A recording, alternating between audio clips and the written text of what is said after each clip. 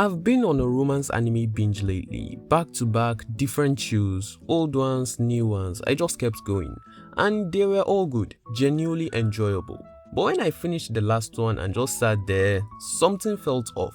Not bad, just missing. Like I'd eaten a full meal but wasn't satisfied. And it took me a while to figure out what it was, but once I saw it, I couldn't unsee it. Romance anime didn't get worse, it got safer, and that one change quietly killed the thing that made the genre unforgettable. See, here's the thing about romance. It doesn't work because two people like each other. It works because of everything stopping them from saying it. Not just will they date, but the emotional resistance between two people who are terrified of being truly seen. Shows like Kaguya-sama and My Teen Romantic Comedy understood this completely.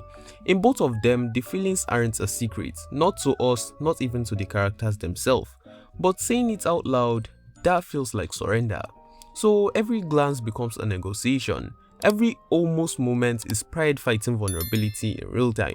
Kaguya overthinks every interaction. Hachiman and Yukino actively resist each other. They misread, they protect, they deflect. And when Hachiman finally says he wants something genuine, it doesn't fix anything. It makes everything harder. Nobody softens on cue, nobody suddenly understands. Both shows move forward by increasing friction, not removing it. And that friction is exactly what makes them impossible to look away from.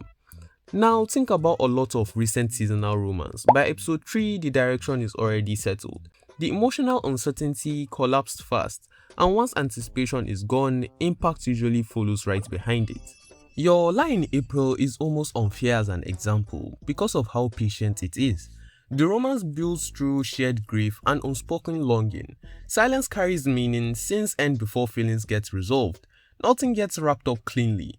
And the payoff hits harder because it made you wait, because it trusted that discomfort could do the work without losing you.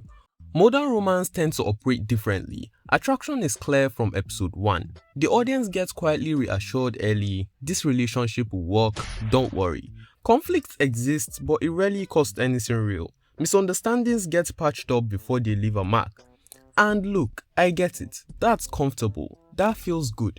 But ask yourself, how long is the story actually willing to stay uncomfortable before handing you relief?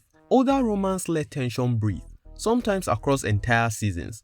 Modern romance tends to resolve it before it has time to scar.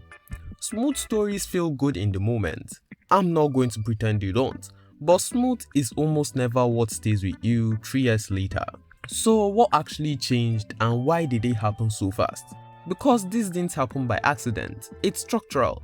And honestly, when you look at what the industry is responding to, it makes complete sense. Part of it is just competition. In a crowded seasonal lineup, a sharp hook sells faster than slow emotional growth. Shows need to earn attention in episode 1, not episode 6. So premise got catchier, payoffs got earlier, the slow build becomes a harder sell. Not because audience stopped caring, but because there's just too much competing for their attention. Streaming didn't help either. It's changed everything about pacing expectations. People binge, clips go viral overnight, a confession scenes get clipped and shared everywhere by Tuesday. A slow aching build up across 12 episodes doesn't travel like that. So tension gets compressed to fit what's spread. Not because writers forgot how to do slow burn, but because the ecosystem started rewarding speed. And then there's what people actually want after a long day. A lot of viewers just want warmth, low emotional risk, predictable progression, no real heartbreak. And that's completely valid. I'm not here to shame anyone for it. But when comfort becomes the default setting for an entire genre, romance loses its unpredictability. And unpredictability is exactly what makes love stories linger past the final episode. You can actually see this playing out right now with 2 recent shows. Alia sometimes hides her feeling in Russian, charming show, great chemistry, clever hook. But the romantic direction is clear almost immediately. The tension isn't if they'll connect, it's just when. That's efficient storytelling. But efficiency trades uncertainty for comfort. And uncertainty, whether we admit it or not, is the heartbeat of romance. Then there's The Fragrance Flower Blooms with Dignity. And this one takes the opposite approach completely. It slows down. Silence stretches, awkwardness linger, two people from completely different worlds orbit around each other carefully. Neither rushing, neither retreating. The discomfort isn't an obstacle to the romance, it is the romance. And that willingness to just sit in uncertainty feels genuinely rare right now, which is exactly why it stands out. Both shows are good, but only one feels like it actually trusts you to survive the wait. Romance anime didn't disappear, it evolved toward faster pacing, marketable hooks, and stories designed to feel good without risking too much. And in a world that optimizes everything for comfort, that makes complete sense. But when most romance play it safe, fewer of them leave a scar, fewer of them stay. Maybe the genre didn't decline, maybe it decided to stop being willing to hurt us.